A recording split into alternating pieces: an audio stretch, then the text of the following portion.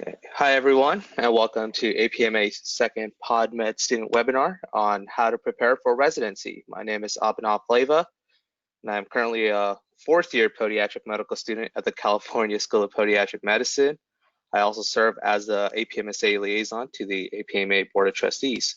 We are excited to offer this webinar today to help address any questions about residency and what you can be doing to prepare now, whether you're a first-year student or a recent graduate starting residence in a couple of weeks. We will feature a lot of Q&A during this webinar, and the attendees are able to ask questions throughout the broadcast by submitting their questions through the question box at the bottom of the GoToWebinar toolbar. Joining me today, we have Dr. Morgan Baxter from Heritage Valley Beaver Podiatric Residency in Pennsylvania, along with Drs. Kelda, how do I say that last name? Help me out here. Beachy. Beachy, okay. And Neil Patel from Jesse Brown Veterans Affairs Medical Center in Illinois. Welcome, everyone. APMA Career Development Manager, Tiffany Kilday, will be helping moderate the questions for the group this afternoon, so I will now turn it over to her. Awesome. Thank you, Abhinav. Hi, everyone. Thanks so much for joining us this evening. We're really happy you're all here. Quick reminder to all of you, you guys can submit your questions through the question box in your GoToWebinar toolbar.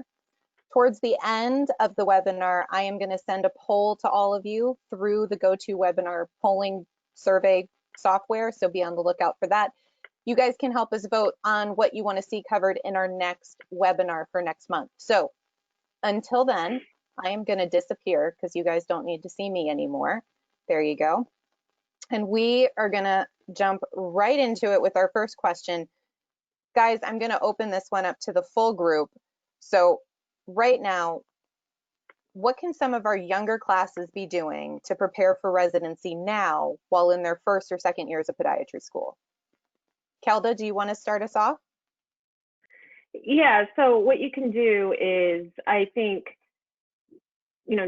obviously you want to know the basics. You don't need to know everything going into residency. I think that's what a lot of people get hung up on. You just need to know the basics, because residency, that's where you're there to learn. So first, second years, start learning to work with each other, be able to take criticism, be able to build those relationships. I think that's the most important thing you can do for second year. Also, don't be afraid to reach out, go to programs and visit them, as many as you can are able to, because each program is very different, and you don't really know which one is the right one for you until you're actually there and you can see how the program runs and how well you fit in and what you like, what you don't like. I agree completely. Go ahead. Sorry. Perfect. No, that's great. I completely agree with what Kelda said. The biggest thing, I think it's really important to show interest early if you know what kind of region you want to maybe be in for residency. Reach out to programs surrounding that area and see if you have a time, a long weekend, or on any kind of breaks. See if you can go visit for even a half a day, a whole day, whatever, because that's really how you get to know what kind of programs there are out there. And the more you can see, the better off, because then you can start comparing and seeing what you like in programs, what you don't like, and if it's a good fit for you. Neil, do you have anything to add?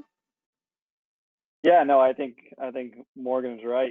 Find a region that you're interested in, but especially your first and second year, really, focus on those core classes. Especially, third and fourth year, that's when you really get into picking your residency. But first and second year, make sure you have all that stuff down for boards and all that. Make sure you know the basics, and really have an idea of knowing that stuff, especially for test taking purposes. It may not really benefit you much in residency, but it really helps you, to get to the next step, pass the boards, and then really focus in on, what you want to do for residency and where you want to go. But, contacting programs early, visiting, it's never too early for that. Even if it's just sending emails and finding residents in that area, I think that's all super helpful. I know we definitely remember students that reach out to us, and, even if it's just a text or an email, it does more than you think. So it doesn't hurt to get started early. So starting with that, what the question itself is, how do we do research on programs? So, as a first year, students need to apply in their second year for clerkships a year from now and that type of thing. So how do you guys recommend sort of structuring that and then utilizing that time to sort of connect with other residency programs, using that to their advantage? Neil, do you want to start us off on this one? Yeah, that's a great thing. It's extremely difficult, and I think my other colleagues can agree. It's hard to get an idea of a residency. I think when I was there was that residency manual that kind of gave reviews of people that extern there, and residencies change year to year, month to month, and you find that a lot of those aren't accurate. And one person's experience can be completely different than someone else's experience. And I don't have a good solution other than visiting the program and talking to people that went to that program. You can read about a program and hear rumors and all that, but until you go there and get an experience for yourself, I think it's really hard to judge a program just by just what it says on paper, whether it's GPA requirements or what they say about the program. And it's hard to connect to residents. It's hard to connect with people that went to those programs, but if you can find a way, find the region, and even just cold emailing the director or residents there, I think a lot of them would be more than happy to reach out and talk to you. And like I said, visiting and being there in person is definitely your best way to get a good understanding. Dr. Beachy, do you have anything to add? Yeah, I think just reaching out to the programs, because Neil was alluding to this, like residency manual. I know that we had access to at our school. We both went to Kent State, and it wasn't super helpful. The idea of it is helpful, but in and of itself, I didn't find it super helpful. Everybody has a different experience. Especially in the month that you go there as a student on an externship, your experience can be different than somebody who goes there the month after.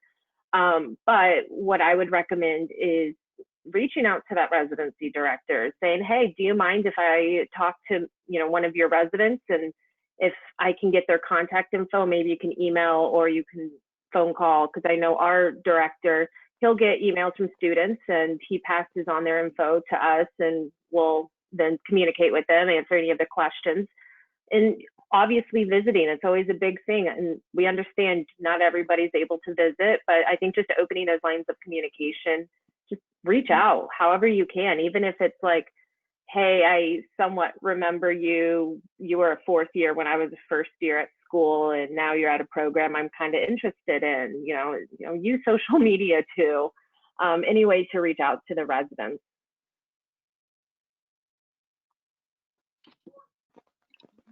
Dr. Baxter, do you have anything to add?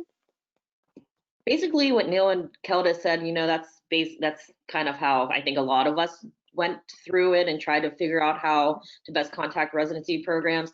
Don't be afraid to use resources either, like the upperclassmen at your schools who did extern there. But I mean, when you think about it, Podiatry is a pretty small community, so someone probably knows someone who goes to a program or can get you into contact with the people that you need to get into contact with. And just, obviously you have to take everything with a grain of salt, and you experiencing it yourself is the best way to do it. But if you can't, talk to people that you trust older than you, and just really kind of see what their opinion is and go from there. That's really good feedback. Thank you for that. So Dr. Baxter, I'm going to start with you for this next one. We have residency starting in just a couple of weeks, and brand new residents are starting at programs. What's one piece of advice you would give to them? I think the biggest piece of advice is just go in open-minded. Residency, like the beginning couple of months, is hectic. You sometimes are just trying to survive. There's just so much more that school and nothing else really can prepare you for. You kind of just have to jump in with both feet and just be receptive to learning as much as you can. And know that the overwhelming feeling is very normal, but you do have your co-residents there. You pick that program for a reason. They picked you for a reason. So they want you to succeed and they want to be there for you. So go all in and just get ready for a fun couple of years. Dr. Beachy, how about you? What would be your one piece of advice to incoming residents? Just know your basics. You're not going to know everything day one. Nobody expects you to. That's what you're there for. But just be prepared to work. Make this residency your life. Maybe some programs aren't structured like that, but at least in the beginning, give it your all. Just be prepared to work, show up, learn as much as you can, because it's very, very different than being a student. You're thinking differently. You're interacting with people differently. Just be prepared, have an open mind, be ready to learn. All right, Dr. Patel, your turn. I would say just be confident. I think medical school kind of puts this hierarchy on everyone, and everyone's trying to compete with everyone. This is the time where you guys are all on like a level playing field. So just be confident. Everyone's in the same boat. Everyone knows as much or as little as everyone else. So just take it for what it is. Learn, ask questions. Don't be afraid to be wrong. I know all these sound very cliche, but it's how it is. It's how we went through. Hopefully you had a program where you can ask for help. You can talk to your attendings and talk to your friends on other programs. See how they feel. Know that everyone's feeling the same way, and everyone kind of always has that sense of doubt. But being confident in your training and just be prepared to learn and kind of be a sponge and soak up everything you can. Thank you for that. And I love that. Don't be afraid to be wrong. I think that goes a long way for all of us. So, all right. So I'm going to start with you, Dr. Patel, for this next one. What's the most important quality you look for in externs? I think especially since we have so many students, come through our program, we're one of the core facilities for the Shoal School. And like kind of what we were saying, not everyone knows everything, but I think just a willingness to ask questions, even small things, staying after, helping the residents, coming a little bit early, and just being available and be willing to work hard and want to see that you're trying. We know that you don't know everything, and we don't know anything. We're everything either. We're still learning, so we're asking you for help sometimes too. So just showing a willingness that you want to work hard and you want to be there to learn. So I think just willingness and eagerness.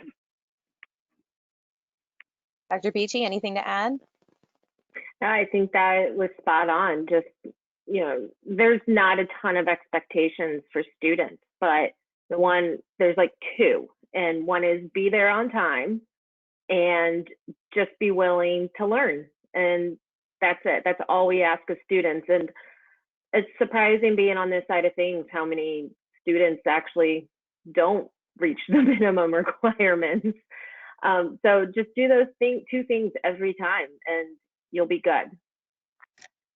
I agree with that too. I know when I was a student, I didn't want to be that annoying person. You don't want to be someone who's overbearing, but at the same time, like when I look on my side, I really appreciate those students who say, hey, can I help you at the end of the day after a long day? Or, hey, is that okay? Do you need me to like do something for you tomorrow morning to help get ready for rounds or anything like that? Because from at least my experience, honestly, some of the last things I'm thinking about is like the student. So I'm thinking about all the things I need to do that night, get ready for the next day. So when someone asks me if they can help me, maybe something comes to my mind and I'm like, you know what, it would be really helpful if you can go put some dressing supplies in a room for me for tomorrow. Just something small like that. But it really does save me time. It saves the residents time.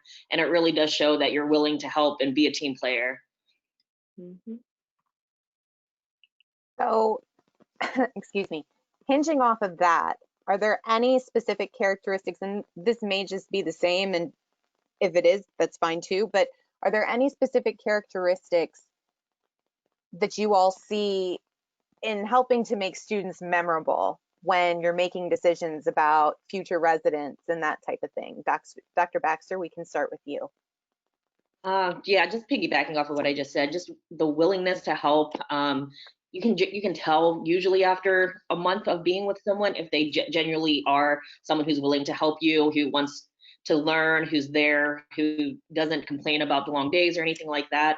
So just being open and being receptive and just honestly just wanting to be there makes a big difference, because unfortunately you can tell sometimes there are people there that this is the last place they want to be, and it's just not fun for them. It's not fun for you. It's not fun for your program. So yeah, that's basically it for me. Dr. Beachy, anything to add?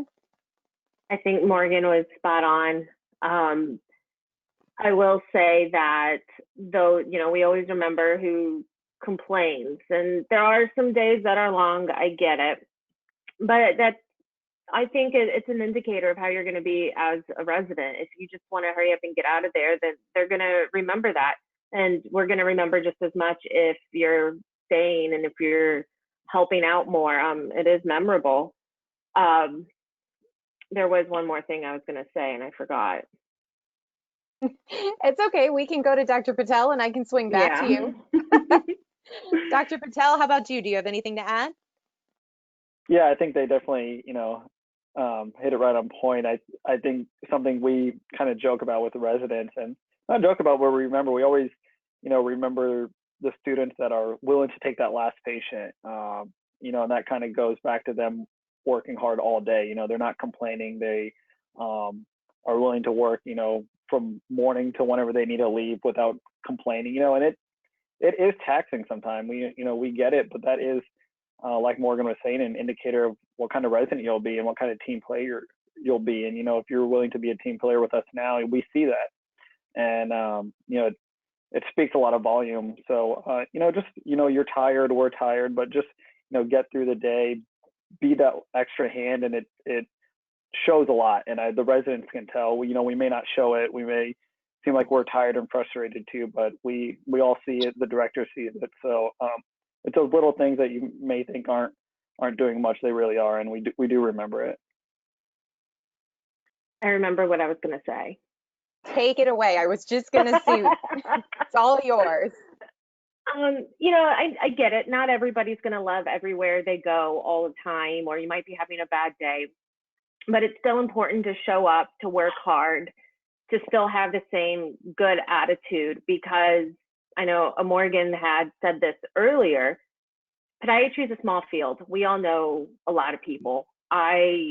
Between Neil and myself, we know a lot of other residents at programs, and we do talk, and occasionally we'll get a really bad apple and we will talk about it with our friends at other programs, or they'll message us and be like, hey, has anybody had this student through your program? What'd you think? Like, podiatry is a small field. In the end, like 6 degrees of separation is very easily done. So just always have a good attitude, be willing to work, even if you're like, God, I know I don't want to be here, like this is not for me, still show up. And it's, try and get something out of it. I think that's applies to several facets in life. So well said. I can absolutely appreciate that. So changing gears a little bit here, this question just came in as well. And Dr. Beachy, you can start us off with this one. Do you believe the GPA plays a significant role after confirming clerkships? And how much does GPA influence interviews or residency ranking?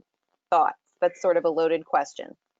Yeah, I'm very fortunate to be very involved with that process in my residency program. So, clerkship, it does play a role, just because we get so many students and we don't know the students. So it's one way we can almost par it down if needed, but it's not absolute. If it's somebody who has reached out before, applying for clerkships, and they might not have a stellar GPA, we would still consider that. We do take that into consideration. As far as after that, I don't think it plays much of a role, especially if you get that clerkship, you go, you show up, you work hard. I can say we do not, I don't, want to say with certainty, we do not care, but being a team player, being a hard worker, just being an overall good student who's willing to learn, that plays a much, much bigger part than your GPA, because you're going to be, it's you showing up for those next 3 years in residency, not your GPA. So those attendings want to see you and how well you're going to work. If you have a abysmal GPA or so-so GPA, they're not going to hold it against you if you're a really hard worker, because they're like, oh, you're willing to learn, willing to work hard. That's all we ask. That's the same with my program too. Like Helda said, at some point you get multiple applications and you don't have enough room for people to fit the schedule. So you have to have some kind of delineating factors on how to pick people. But once you get into that residency program, I think GPA, I know at my program, us residents don't know what people's GPAs are. The students just show up. And I don't ask them what their GPA is or anything like that. I base someone or judge someone based on how well they're working with people, how receptive they are to criticism. That's my program. And there might be other programs out there that hold that GPA number higher in their rankings or standings or whatever. But I know at my program, it's really how you are and how you fit in at our program that really determines what can happen. Dr. Patel, anything to add? Yeah, obviously, Kelda and I are at the same residency, so I think a lot of students get hung up, overly hung up on GPA in school, and it is important. It is very critical in those first steps. Maybe obtaining a clerkship or whatnot. But when you're at a clerkship, I think it's more so of your work ethic and kind of all the things we touched on that really show.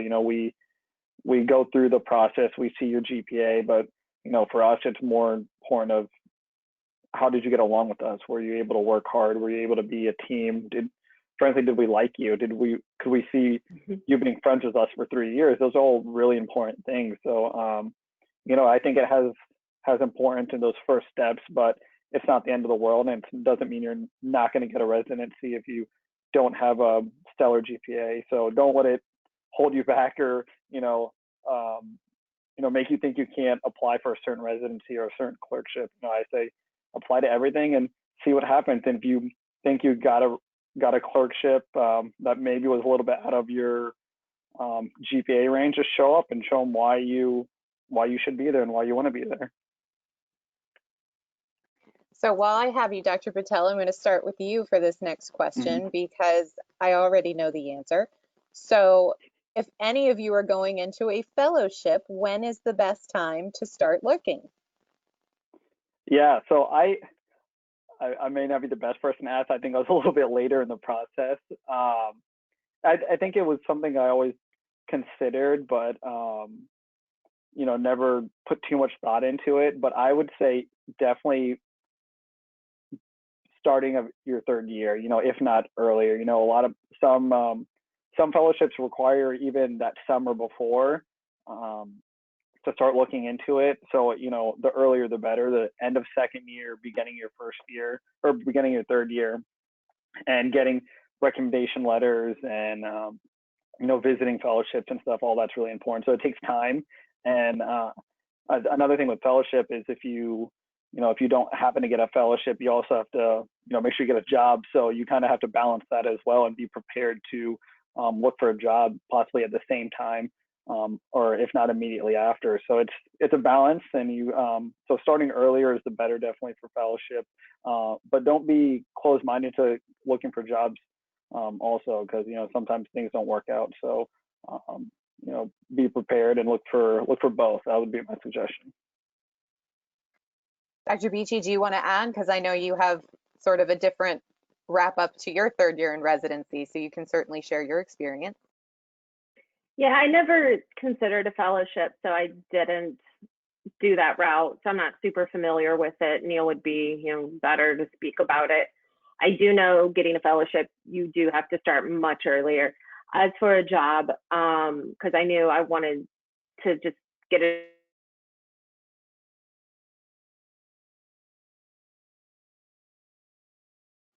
Oh, it looks like Dr. Beachy is frozen in time momentarily. So Yeah. we'll sort of, while we wait for her to rejoin us, we will shift a little bit here. I'm going to switch to Dr. Baxter. and start with you for this one. Dr. Baxter, what are the top things that you looked for in a residency program when deciding where you wanted to go? For me, a big thing was location. I'm from the Pittsburgh area, so I knew I wanted to come back to this area. Again, speaking about, if you know what region you want to go to, start looking at different programs there. I also knew I really didn't want to be in like a big city. So my program is like 40 minutes outside of Pittsburgh. I just like a smaller kind of environment.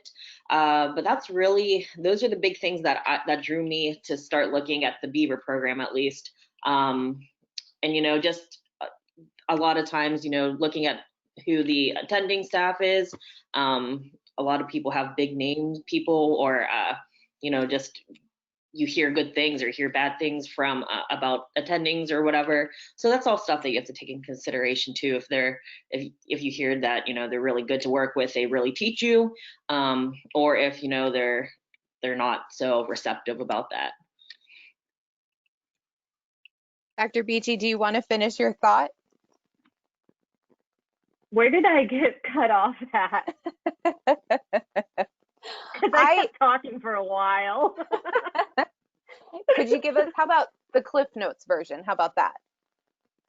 It was just, if you're looking for a job, I started early, probably October, November. Don't be afraid to start early, just putting it out there. People might not decide that they want to hire, they might not know they want to hire, but at least put some feelers out there. Talk to all of your attendings and talk to your reps too, because they know a lot of people, or they could put you in touch with the rep in the area that you want to go, and they might know somebody looking. So just talk. It's all about who you know, who everybody else knows too. So don't be afraid to let everybody know where you want to go. Dr. Patel, you're nodding. Are you in agreement? Anything else? No, I agree. I think talking to the more people you talk to, and I think Kelda made a great point about using, you'll meet a lot of reps in residency that, promote all kinds of products, and, they're a huge resource. They know a lot of doctors. They meet doctors on a daily basis, and they know reps in other cities. So, they're there to help you. So, ask for contacts, and kind of what Dr. Beachy said, reach out to practices that might not even be hiring, just, hey, I'm interested in this area, and see what they say. A lot of people may not be posting ads for jobs, so, but they may be interested in hiring once they see somebody come through that's interested in them. So, be open. I think that's the most important thing. Excellent feedback. So let's shift gears a little bit. Let's talk about CRIP, specifically residency interviews. How can someone prepare for this, and how do they get over sort of the initial anxiety of sitting for these types of interviews? Dr. Baxter, do you want to start us off on this one? Yeah, they're very very stressful, that's for sure. What I recommend, and what I did was, have a couple beginner type of interviews just to get the nerves out of the way. Places that really, you're just there to practice your interviewing skills. I probably wouldn't have picked my top 2 or 3 places for my first interviews. But I mean, there's resources out there. I know the PRISM manual is really good at trying to give you questions or prompts that can be open-ended. Just talking or practicing with colleagues, friends. That was a big thing too, just asking each other questions back and forth. That's basically what I did. Dr. Patel, how about you? Yeah, so I think I maybe took a lighter approach to it. I definitely studied for interviews. When I was in Texas, I did not study while I was there. For me personally, I didn't think it would be a good idea. It would kind of stress me out even more. I kind of use it as a time to, meet with friends that I had externed with, and, stuff like that, and kind of just enjoyed the process. And, what I tell a lot of people is, you'll likely go to a residency that you externed at, hopefully you liked at least one of the programs you externed at. and had a good feeling about a program you externed at. And generally those interviews hopefully are a little bit less stressful than some of the other ones. And just being yourself, being on the other end of things. I like when people are just themselves. We'll ask them some basic questions, but just seeing that person, being themselves, I think that's important. And it is stressful, but be confident in what you know, and just kind of go with it. Dr. Beachy, any final thoughts on this one? Yeah, I took a little bit more serious approach than Neil did. But we both ended up at the same program, so do what you want with that info. Well, there's really no way to get over the stress of interviews. It's a stressful time. Everybody's stressed out. I think after my first round of interviews the first day, I kind of settled down and just, you understood the process a bit more. Nobody's trying to get you or call you out on anything. Everybody, wants you to succeed. So just go with what you know, have confidence that you do know it. My friends and I, leading up to it, we actually made up like case studies for each other, and we would put it in the format of an interview, which is usually a PowerPoint, and you go through the case study. You might do some rapid fire questions, and we even went over some possible social questions. I know a lot of interviews, they'll do a lot of social questions, and you can't forget about those. You need to be prepared to answer some of those as well. So my next question, and I realize you guys don't know the answer to this, and Dr. Beachy, we can start with you. How do you think residency interviews will fare out for next year? Do you think they'll be in person? Will there be a CRIP? Will there be, I know I'm asking you all to speculate. Obviously, nobody has insider information, like I'm not, but it's just something to ponder a little bit. And I hadn't even thought that far out, but what are your thoughts? This is honestly the first time I ever thought about it. Me, right? Yeah, it's interesting because it's everybody in this hotel together, going from hotel room to hotel room. That'll be interesting. I think it would almost, I don't know, I wouldn't want to do it like via Zoom call, but that's just me personally. That'll be interesting. Dr. Baxter, what do you think? Yeah, I think like everyone doesn't know, but it's going to be interesting. The way things are going now, I feel like every big event is getting canceled pretty last minute or a couple months in advance. So I don't know. I don't know how long this is going to last, and I don't know how long we're going to have these precautions and everything. But it wouldn't surprise me if it goes into January. Easily, right? Because CRIP's almost sort of at the beginning, front end of January. So yeah, all right, something to think about. All right, we'll circle back about how to tackle virtual residency interviews, and we'll do that webinar in December. yeah. So until then, Dr. Baxter, I'm going to start with you on this one. What should I be studying before going on clerkships? Any recommendations? I know I use the Watkins manual a lot, or Pocket Podiatry. I think that was really good and helpful. That kind of gave you a basic thing of just about everything. Antibiotics are a big thing that people ask. I think the biggest takeaway when I was a student was anatomy. That's just an easy area that people on their clerkship should know. So when you're going into surgeries, definitely study that surgery, know the anatomy around there. People don't expect you to know, how to fixate something maybe, but or like what kind of instrumentation you're using, but they definitely expect you to know what surrounding structures you have to be cognizant of. So, Dr. Patel, how about you? Yeah, I think the Watkins manual was great. Prism is another good resource that I think they have a case by case section in there, which is good. And also for surgeries, even just searching different cases on YouTube, I thought was super helpful to visually see it before you go in there. You can read about it all you want, but YouTube was super helpful. And then a lot of these companies have instructional videos on their website, like Arthrex and Stryker, and that's kind of something I just came upon when I was in residency, and those are super helpful if you kind of know what surgery the attending can be doing. It's usually step by step and super informative. So use the internet; it's right there. So videos as much as you can. I thought that was super helpful. Dr. Beachy, any final recommendations?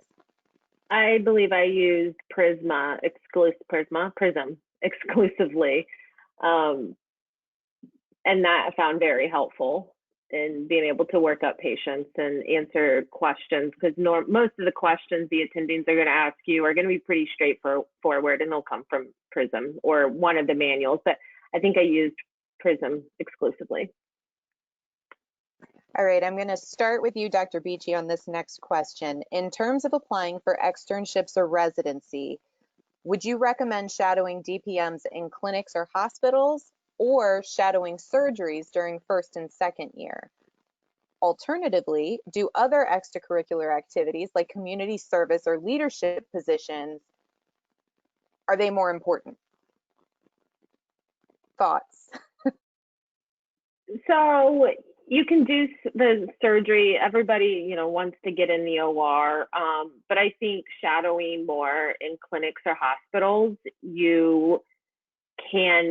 I think you see more pathology. You actually can speak with get to know the attending better and have a better rapport and communication with them, to where you could ask for a letter of recommendation or ask their advice. Whereas if it's exclusively in surgery, you're not really there yet in your first or second year. I mean, I think maybe second year we started going to some surgery on our rotations, and to be honest, I had no idea what was going on. It might not be as beneficial for you than if you just start in clinic, because every patient is going to start in clinic. So that's, I think, where you can start learning more. What was the second part of the question? Hold on, I'm scrolling back up to find it here. Bear with me. Basically, how do other extracurricular activities like community service or leadership positions, how does that play a role? It doesn't hurt. It's not something you have to have, but I think it can help you, because it shows you're involved in other things as well, that it's not just podiatry and that's it, but it shows that you're involved with other things. Dr. Baxter, anything to add? I know at my program specifically, if we have a first or second year coming, we usually try to get them to go to, they usually meet our main attending physician, and it's better to go into the clinic setting, just because when in surgery, I mean, no offense to the students or anything, but usually the focus is not on them. It's usually on the surgery, and it's on the residents who are doing the surgery. So it's really not a good time to really get to know somebody in that setting, or really get to ask a lot of questions that really aren't pertaining to the surgery. So I think the clinic setting is definitely a more appropriate place to talk to people and get to know people. And obviously, clinic is where all your surgeries come from. So you do see a lot of pathology through that, and you can learn how to work up a patient and what qualifies them for surgery and stuff like that. Dr. Patel, any final thoughts on this one? Yeah, I agree with Keldon and Morgan. I think definitely first couple of years, clinic is probably the most beneficial compared to surgery. But I don't think leadership roles are bad. I think it's a great way to network, a great way to connect. I know a lot of my friends that were really involved were able to land pretty good residencies by meeting different directors and different residents through different programs like that. So, if you're able to and you have time to, it's definitely not a bad idea to get involved and kind of put yourself out there, whether it's going to conferences, ACFAS, APMA, any of that. But in terms of surgery and clinic, I agree with them. I think clinic right now is the most important, and then once you further into residency, then surgery will kind of become more priority. Dr. Baxter, I'm going to start with you on this next one. Do you recommend completing a residency in the state you ultimately see yourself practicing in the future? Well, for me, my whole family's from Pittsburgh, so I'll probably stay around here. But a lot of my co-residents, no one really has stayed around the area. They've all gone out of state. I know that different states require different things. So, for example, one of my co-residents are going out to California, and I know there's like a fluoroscopy or radiology examination they need to take before they start. So there's definitely little things that you might have to look into that isn't required in the state you're doing your residency in, but might be required at other places. But I mean, I don't know. That's kind of all I have to say about that. That's okay. How about you, Dr. Beachy? Do you want to share with everyone where you're going? Yeah, I don't think it's necessary to go to a residency where you want to end up. It makes it easier if you do, because you already have a very good idea of the state requirements, the procedures. You probably even have a license already in that state. And then you also know a lot of people, you know, a lot of the attendings, a lot of the reps. It makes it a lot easier to stay in that area. But if you want to go somewhere else, it's not impossible. I'm in residency in Chicago and I'm moving to Montana for private practice, and it's a lot different there, but it's doable. If you know you want to go somewhere else, it's not out of the realm of possibility at all for you to do your residency somewhere else. It's just a matter of how, who you know out there. If you don't know anybody, then just reaching out and getting started ahead of time. Don't leave it to last minute. Dr. Patel, how about you? Yeah, it's definitely much easier where you did your residency. That's where your network is. That's where your attendings are, where everyone you work with is, and it's definitely much more challenging getting a job other places. Especially if the place you want to go has another residency program. Likely they've worked with residents in that or around those programs. So it kind of makes sense that those residents would have an upper hand, but it's not impossible. Like Dr. Vici said, reaching out, emailing, visiting places, it's not out of the realm of possibility to get a job somewhere else. But I do agree that it's probably easier where you do go to residency. So before I move on to our next question, I am going to go ahead now and send our poll. So hopefully you all have received that, and this will be vote through this poll for the next topic you guys would like to see discussed on a future webinar. We're happy to continue to host these for you all, but I don't know what to talk about, so I need you lovely people to tell me. So until then, let's go back to, you guys all have that. All right, Dr. Beachy, any thoughts on what the fall will look like for upcoming first years?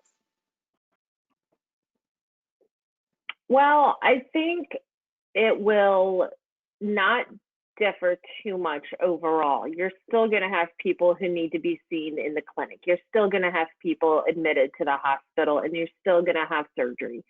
I know for us, everything almost shut down when all of this started, and as of this week, actually started opening back up.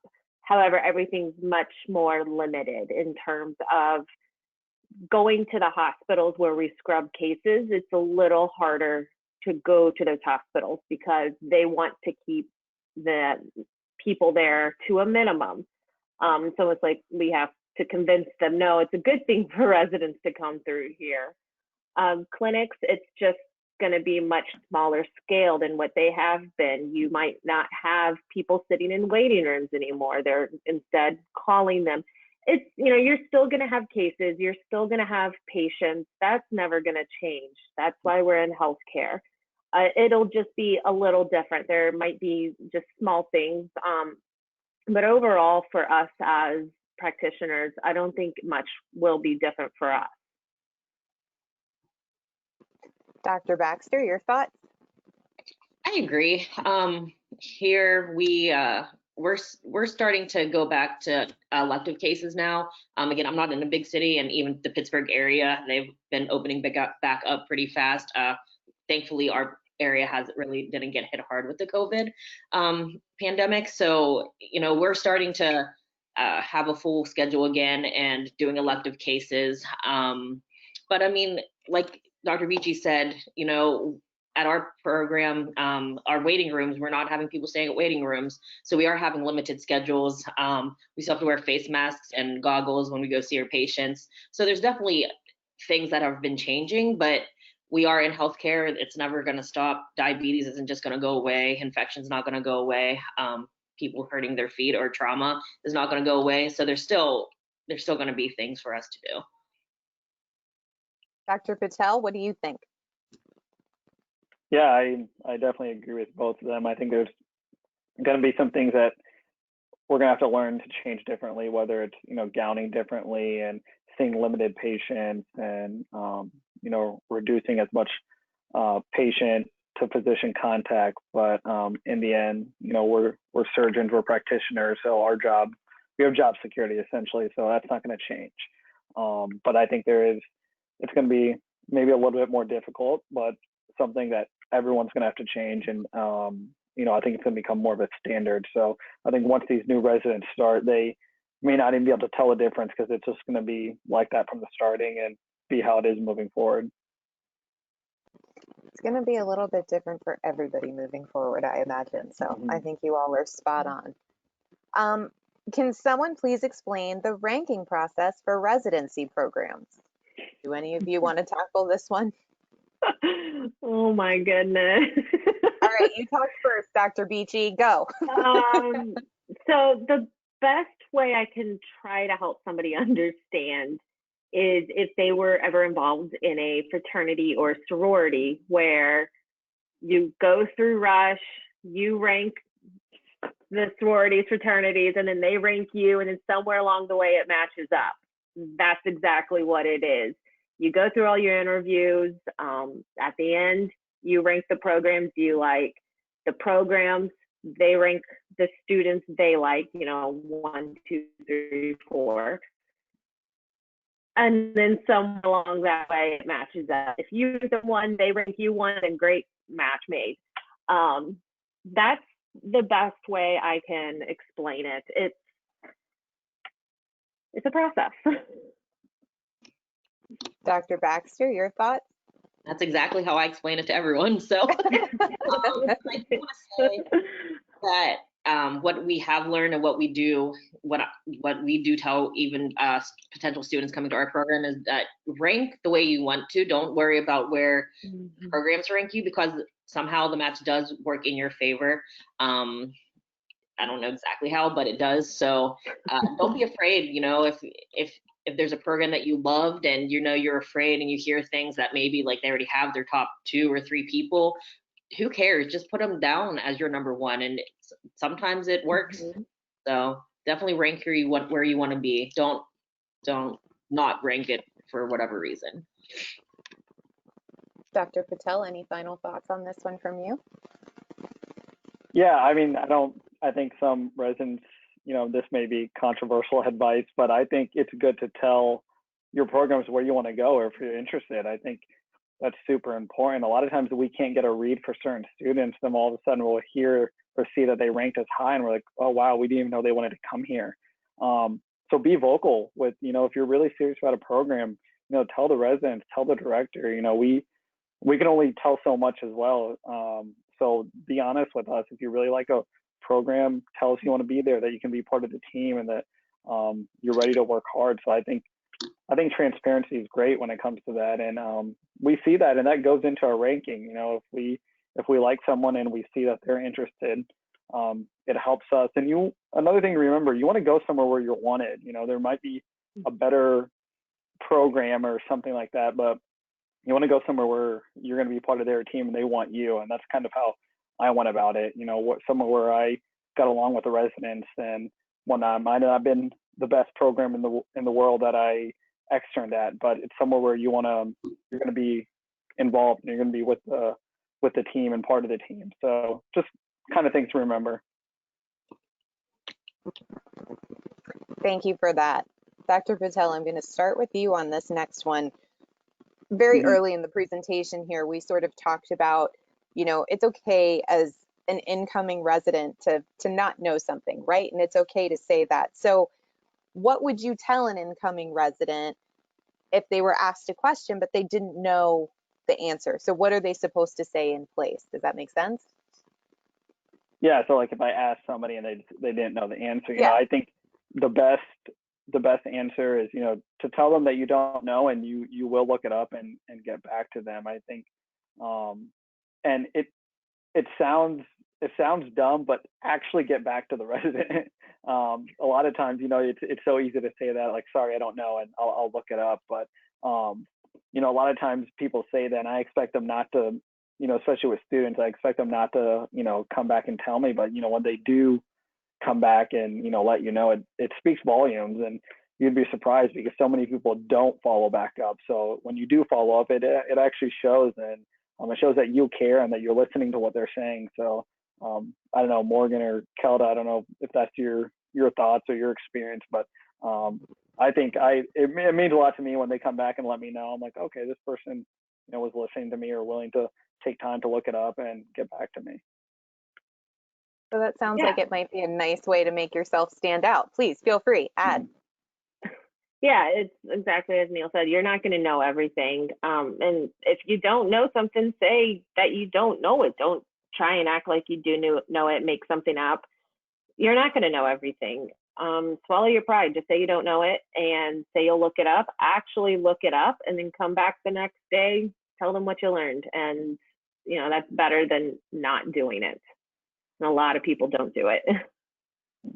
And to piggyback off of what they both said, you know, this is your career. Like, this is what you're going to do for the rest of your life. Like, it's beneficial to you and to your future patients that you do, you know, follow through and you do learn as much as you can, because at the end of the day, after residency and after fellowship, you know, you are the one who's going to be the primary person responsible for these people's care. So, you know, just try to learn as much as you can. And even if you're a first year going into residency and you don't know what's going on, I didn't know a lot. So, you know, you can't be afraid to say that you don't know, but this is your time to learn. And, you know, especially with residency, you have a lot more responsibility and you are taking care and you're a vital part in people's care, and you're participating in their health care. So you want to try to do as much as you can for them. And you don't want to say that, oh, you know, pretend that you know something, which can actually hurt the patient, you know, with orders or their medications and stuff like that. So just, if you don't know, you don't know, and that's fine.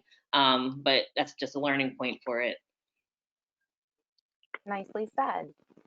Dr. Baxter, we'll let you start this next one. How important is it to know general medicine when going into clerkships? I think it's important to some extent. Clerkship, you know, you're still a student, you don't know a lot. I honestly learned most of my general medicine that pertains to podiatry through just being a resident and, you know, putting pre-op orders in, or, you know, getting people ready for surgery. That's where I learned a lot of mine. And then when you're in residency, you go on extern, or you go on like off rotations that aren't podiatry, and you learn a lot there too. But I don't think it's like detrimental if you don't know things of general medicine when you're a student. Dr. Beachy, anything to add? Yeah, I didn't know any general medicine as a student. I learned all of it going through residency, doing my gen med rotations through residency. I did not know anything as a student. I was so busy trying to get just a grasp on podiatry itself. That's where I would focus most of my efforts on. Dr. Patel, anything to add? Yeah, I agree with them. I think in terms of medicine, I think the most important thing to know about medicine is in its relation to infectious cases. I think that's the bulk of medicine we see, but you'll learn a ton when in residency, especially during your medicine rotations and just on your day-to-day basis, you know, just being a resident. So I wouldn't get hung up on it. I would definitely focus on podiatry, and, you know, when you get to medicine, you'll learn it because you'll just have to. So I wouldn't worry too much about that. All right, so final question here. I know we're running near the end. Dr. Patel, what would you tell your first year student self in terms of preparing for residency? I would, this sounds like something everyone would say, but I wish I would have read more newer research articles. I think stuff changes so much, and procedures change so much, and everyone says that read articles, but read the new stuff that's coming out. Our scope and our practice is changing so much every day, and there's new techniques and new medicine coming out weekly. So just read the new ACFAS, stay up to date. You don't need to go back and read a bunch of old articles. Just start now, start reading the new stuff, because you'll be surprised how much procedures change and techniques change. And I wish I was a little bit more up to date with that, because a lot of stuff we study is old. The exam material is old, the books we read are old, and you'll find out it's not the most applicable when it comes to actual physical practice.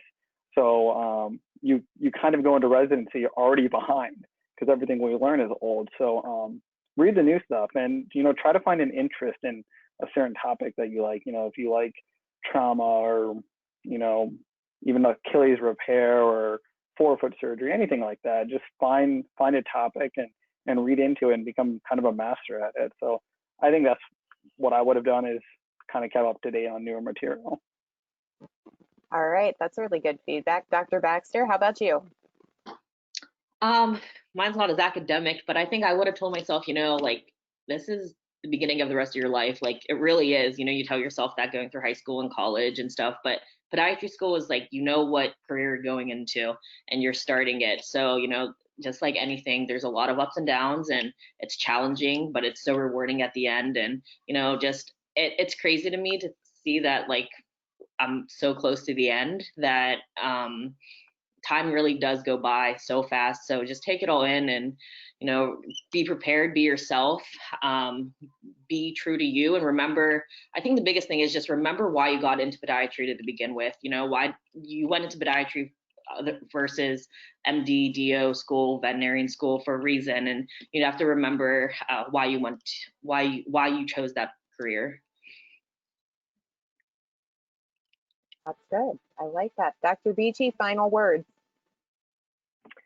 I think what Neil said is how I'm feeling as well. Just, not getting hung up on necessarily. There's always the board question, and then there's the board answer, and then the right answer.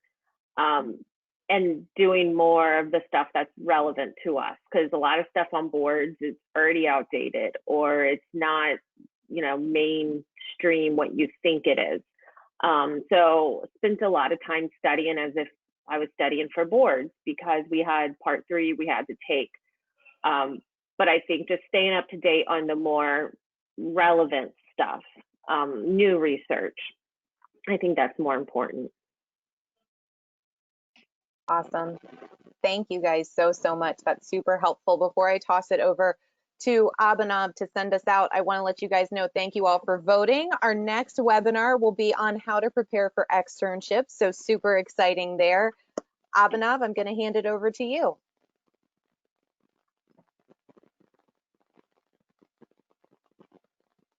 Okay. Or maybe, perfect. No, I got it. I'm here. I want to thank everyone for their great questions and taking the time to join us for this evening's webinar.